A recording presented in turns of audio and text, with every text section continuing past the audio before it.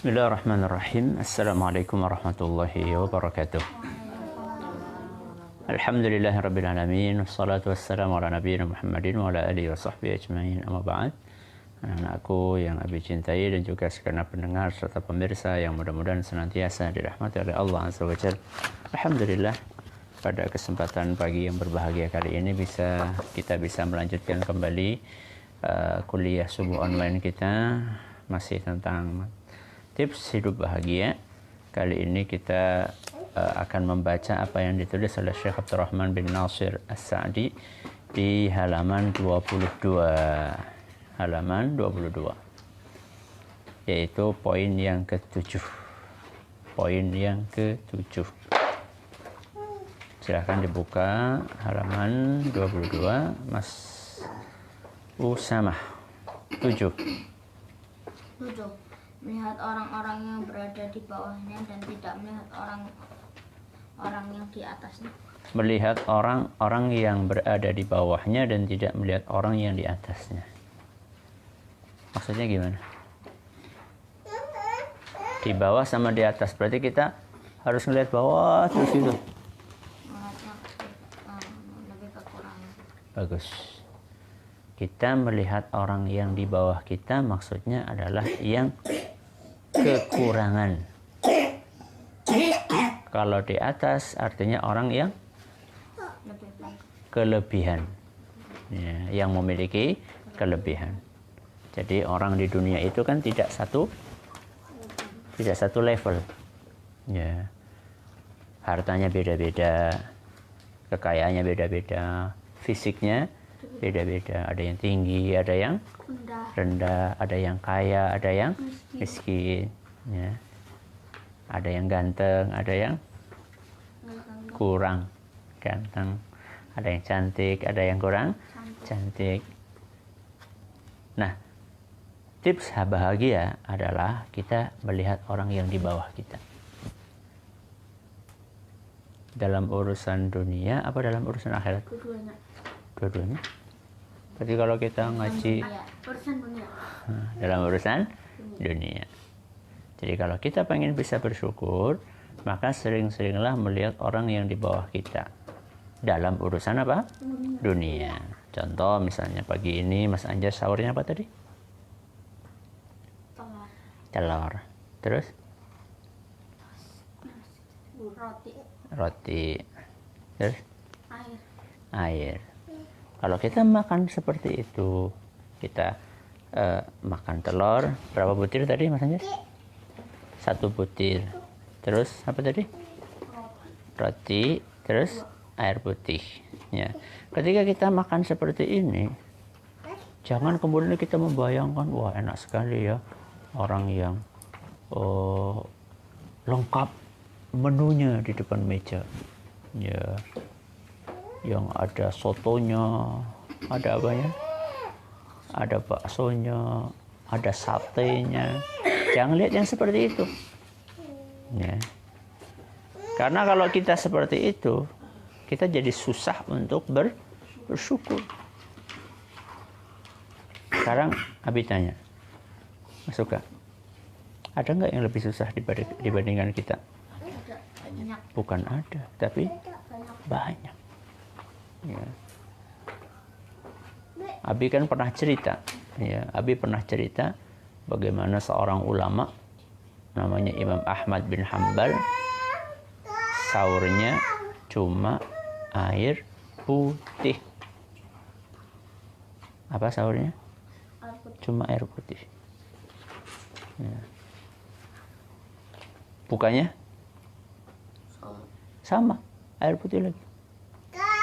Coba bayangkan, ya, bagaimana seseorang bisa sahur air putih dan buka juga dengan hanya air putih saja.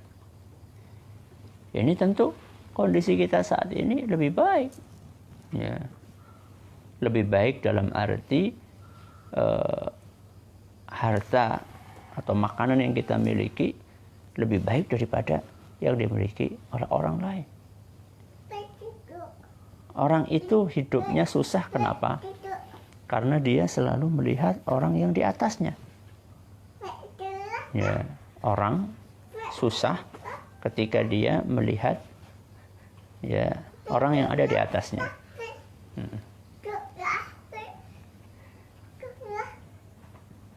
Orang hidupnya susah ketika dia melihat orang yang di atasnya. Ya, di atasnya dalam hal dunia. Seandainya kita punya sepeda. Punya apa? Sepeda. Ya harganya sekitar 700.000 misalnya. Sepeda dengan harga 700.000 sudah lumayan. Ketika kita naik, kemudian kita merasa nyaman dengan sepeda itu, kenyamanan kita itu akan hilang, akan rusak. Kapan? Kalau nggak melihat orang yang di atasnya. Kalau kita melihat orang yang sepedanya lebih bagus. Kita lihat, ternyata harganya berapa? 2 juta. Sekarang Abi tanya, seandainya kita kemudian beli yang harganya sama, 3 juta lagi. Enak atau tidak? Enak. Apakah akan bertahan lama? Enggak. Kalau kita ngelihat yang di atasnya lagi. Sudah dapat sepeda harga 3 juta, sesuai dengan keinginan yang lama, sudah enak, nyaman, tahu-tahu lewat orang yang harga sepedanya berapa? 5 juta. Marah-marah minta sama Abi dibelikan. Harganya berapa? 5 juta. Enak? Enak. Bertahan lama? Enggak. Makanya apa kata Nabi SAW? Kalau seandainya anak Adam, siapa anak Adam? Kita semua manusia, dikasih oleh Allah Azza wa Jalla emas banyaknya 2 lembah. 2 lembah. Ya, lembah itu gimana ya? Udah lihat ya, lapangan gitu. Lapangan Kedung Wuluh misalnya. Isinya berapa? Isinya emas. 2 lapangan isinya emas. Puas? Enggak. Tidak. Labtagha salisa. Dia akan minta 1 lembah lagi emas. Kapan dia akan berhenti? Wala yamla'u fahu illa turab. Dia akan berhenti untuk tidak rakus ketika mulutnya sudah dipenuhi dengan tanah. Apa artinya? Kalau sudah mati, kalau sudah masuk kuburan, sudah ditimbul dengan tanah. Maka jangan sampai kita meninggalkan kerakusan itu hanya ketika. Mari kita dengarkan nasihat Nabi kita Muhammad sallallahu alaihi wasallam. Mas Abdurrahman. Rasulullah sallallahu alaihi wasallam bersabda dalam hadis sahih, "Unzuru ila man huwa asfalu minkum." Asfala minkum wa la tanzuru ila man huwa fawqakum. Fa innahu ajdaru alla tazdaru nikmatallahi alaikum. Lihatlah orang yang berada di bawah kalian dan janganlah melihat orang yang berada di atas, karena hal tersebut lebih memungkinkan untuk tidak mengabaikan nikmat-nikmat Allah atas kalian. Hadis riwayat Bukhari dan Muslim. Ini nasihat Nabi SAW luar biasa. Unzuru ila man huwa asfala minkum. Lihatlah orang yang di bawah. Tadi dalam urusan apa tadi? Dunia. Kalau urusan dunia di bawah. Tapi kalau urusan akhirat, lihat yang di atas. Contoh apa coba Mas Anjas? Mas Anjas sudah hafal alhamdulillah setiap hari 1 ayat. Bagus? Bagus enggak? Bagus. Konsisten bagus. Kalau pengen baik, jangan ngelihat yang di bawahnya. Tapi lihat yang di atasnya. Ada nggak yang di atasnya Mas Anjas? Ada. Banyak. Ya. Yang ngafalin 1 hari setengah halaman ada banyak. Nah, kalau sudah bisa sampai yang setengah halaman, bagusnya ngelihat yang 1 halaman sehari. Ya. Kalau sudah 1 halaman, lihat lagi orang yang 2 halaman, gitu terus. Ya. Jadi dalam urusan dunia kita ngelihat yang di bawah, dalam urusan akhirat kita ngelihat yang di atas. Ya. Dengan seperti itu kita semakin hari akan semakin baik.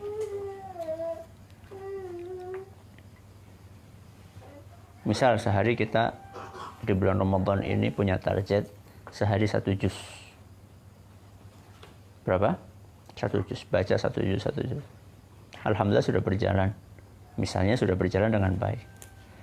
Kalau kita pengen lebih baik lagi, jangan kita ngelihat orang yang seharinya cuma setengah juz. Tapi lihat yang sehari bisa 2 juz, 3 juz. Ya. Dengan demikian maka kita semakin hari semakin baik. Itu nasihat dari Nabi SAW. Terus kata Nabi, wala tanzuru ila man huwa fawqakum, dan jangan kalian melihat orang yang di atas kalian. Dalam urusan apa maksud sama? Dunia. Kenapa demikian? Fa innahu ajdaru alla tazdaru ni'matallahi 'alaikum. Karena kalau kalian seperti itu, hari-harinya cuma melihat yang di atasnya terus, maka kalian akan susah untuk mensyukuri nikmat Allah Azza wa Jalla. Karena kita merasa kurang.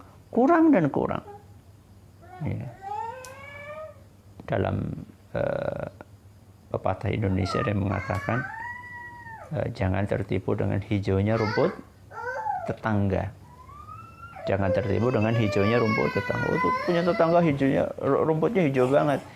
Ya walaupun hijau, kita tidak tahu sejatinya rumput itu asli atau sintetis. Ya. Tapi juga jangan menuduh kalau ada rumput tetangga yang hijau, wah ini pasti sintetis. Jangan. Lebih baik kita mensyukuri rumput yang kita miliki walaupun mungkin kurang hijau, karena kita yakin rumput itu asli. Nah, bukan rumput sintetis. Ya. Jadi ketika kita ngelihat tetangga kita ketawa, belum tentu ketawanya karena bahagia. Bisa saja dia menyembunyikan kegalauannya dalam tertawa. Ya. Tapi juga jangan nuduh orang ketawa ini pasti pura-pura, juga jangan seperti itu. Mendingan kita berusaha untuk mensyukuri nikmat yang kita miliki. Ya, Mas Anjas. Hal ini sangat besar manfaatnya dalam menghilangkan perasaan gelisah dan sedih. Karena bila seseorang melihat pemandangan yang menyedihkan yang menimpa seseorang di depan matanya yang menimpa orang lain, maka dia akan melihat dirinya jauh lebih beruntung, baik dalam kesehatan dan segala sesuatu yang berkaitan dengannya atau dalam hal rizki. Betapapun kegundahan dan keresahan bahkan semakin bertambah dalam dirinya kegembiraan dan keinginan terhadap nikmat-nikmat Allah Ta'ala yang tak diperoleh oleh orang-orang yang berada di bawahnya. Jadi Mas Anjas kalau sehari dikasih sangu berapa Mas? Sehari 10. Hah? 10.000? Kapan Nabi ngasih 10.000? Itu 10.000 seminggu. Seminggu kan aslinya berapa? 50. 50. Iya, 50 berarti sehari berapa? Masuk 10. Iya enggak? 4 hari ya. 7. Sehari 5.000 60. 5 kali 7 sih berapa? 5 kali 35 kan. Berarti sekitar 6.000. Ya sekitar 6.000-an. Jadi kalau kita misalnya dikasih sama Abi sehari sangu 6.000, disyukuri. Kenapa? Karena ada orang yang mungkin seharinya cuma dikasih sama orang tuanya 1.000. Ya. Baik, lanjut. Masuk Kak.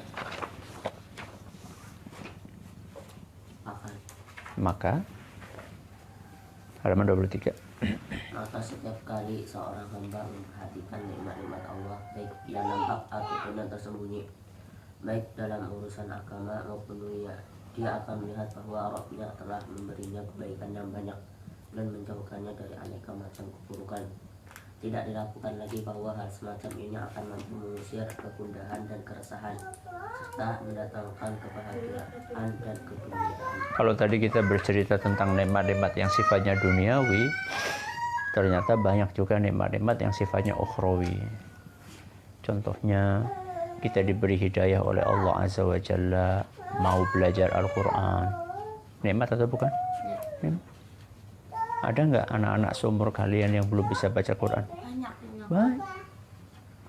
Mas Anjas kan pernah dicontohin sama Abi, ada anak yang disuruh ngapalin surat apa, Mas Anjas?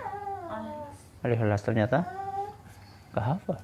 Bayangkan surat apa? Al-Ikhlas, surat yang sangat pendek. Kemudian kita dibuka hati kita mau belajar Al-Quran. Itu nikmat.